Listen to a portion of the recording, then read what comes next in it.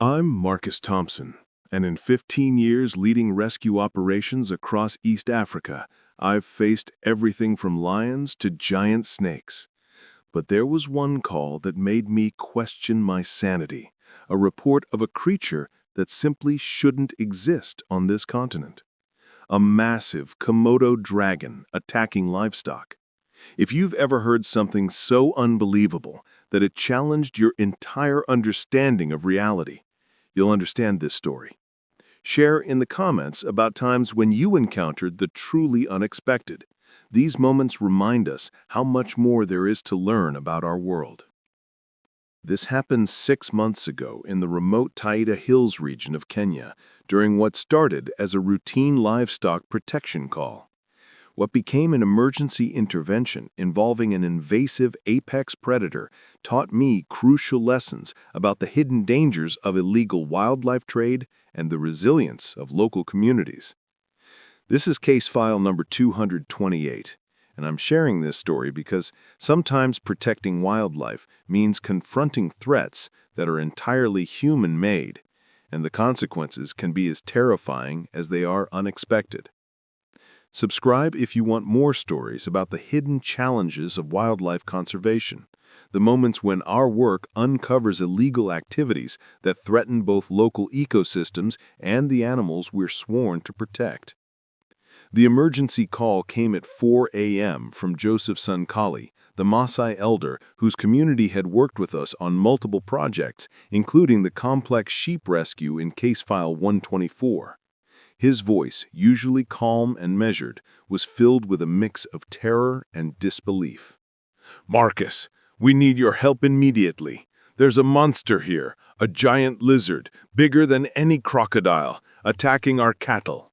It's unlike anything we've ever seen in our lands. It's like a demon from another world. It has a cow cornered, Marcus. Our warriors are trying to scare it off, but it's fearless. It moves like a snake, but has the legs of a lion. We don't know what this creature is, but it's incredibly dangerous." My first thought was that Joseph had encountered an unusually large monitor lizard, but his description of its size and aggressive behavior suggested something far more formidable. Komodo dragons in East Africa? Impossible. "Joseph, can you describe its appearance more clearly? Its skin, its head, its tongue?" "It's dark, scaly, with a long, forked tongue that flicks constantly. Its mouth is full of jagged teeth, and its bite. It's making the cow bleed in a way I've never seen before." I assembled my core team knowing this would require preparing for an unknown, potentially venomous large reptile. Sarah, our veterinarian, immediately began researching exotic species, while Mike prepared equipment for handling dangerous, unfamiliar creatures. "This case requires us to expect the unexpected," I explained to the team during our emergency flight.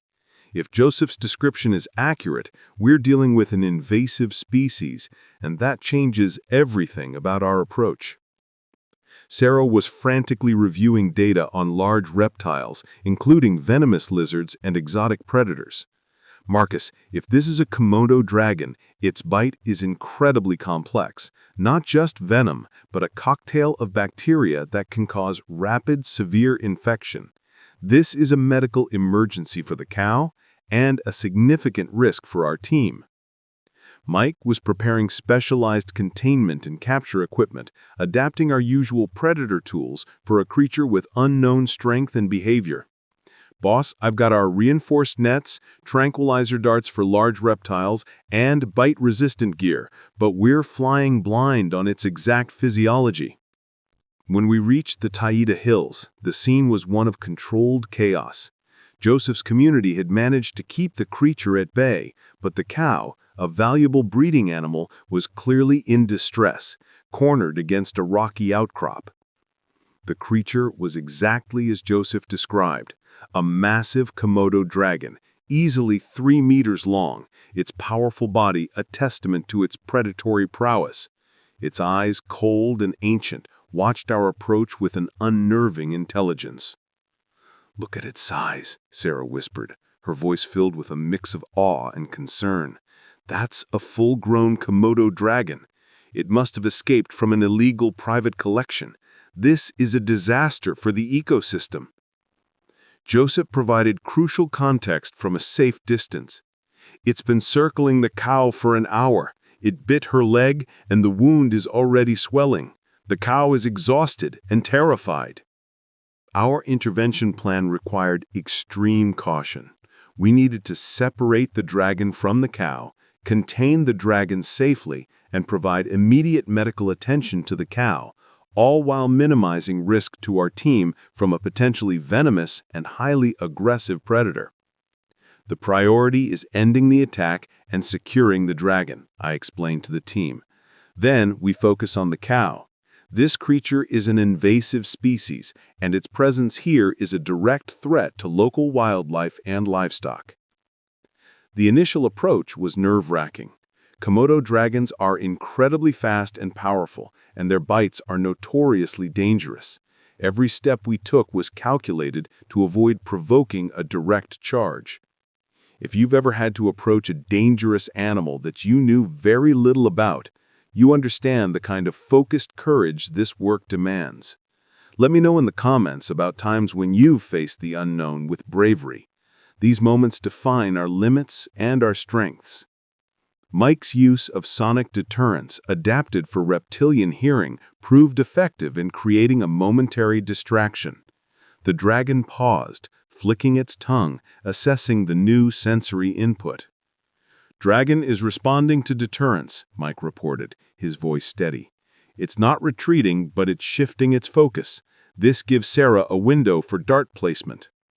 Sarah's tranquilizer dart found its mark with precision, but the dragon's sheer size and resilience meant the medication would take time to effect. We needed to maintain pressure and keep it away from the cow.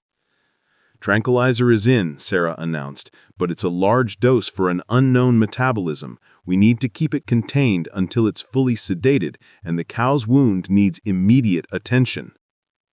The most terrifying moments came as the dragon, feeling the effects of the tranquilizer, became disoriented and even more unpredictable.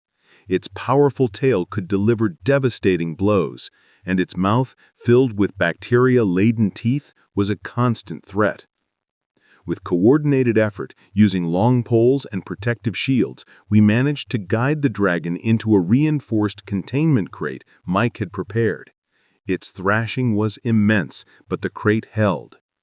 "Dragon secured," I announced, a wave of relief washing over me. "Now to the cow. Sarah, assess the bite wound immediately." Sarah's examination of the cow's leg revealed a deep, lacerated wound, already showing signs of severe infection from the dragon's bite. The cow was weak from blood loss and the effects of the venom, bacteria.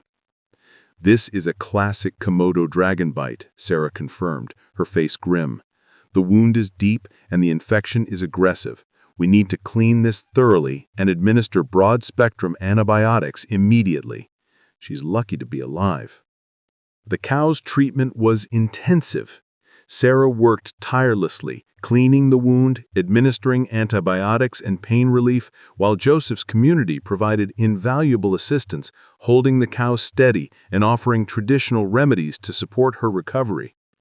"She's a fighter," Sarah reported hours later as the cow began to stabilize. "The antibiotics are working and the swelling is reducing. She'll have a long recovery, but she's going to make it."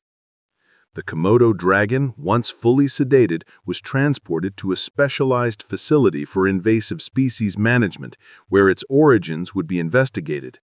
This wasn't just an escaped pet. It was evidence of a dangerous, illegal trade network. This dragon didn't just appear here.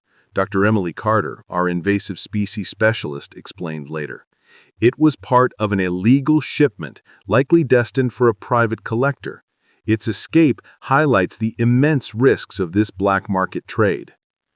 Case file number 228 taught me that conservation isn't just about protecting native species, it's also about defending ecosystems from threats introduced by human greed and irresponsibility. The presence of an invasive apex predator can wreak havoc on local wildlife and communities. I now include protocols for exotic species identification and containment in all our emergency response training. Sarah has developed specialized medical treatments for invasive predator bites.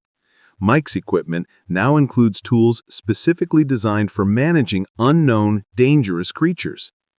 But this is what truly stayed with me: the resilience of Joseph's community. Despite the terror, they rallied to protect their livestock and cooperated fully with our team, turning a crisis into a lesson about adaptability and shared responsibility. 3 months later, the cow had made a full recovery, and the Komodo dragon's origins were traced back to an international wildlife trafficking ring, leading to multiple arrests and the dismantling of a dangerous operation. Case file number 228 influenced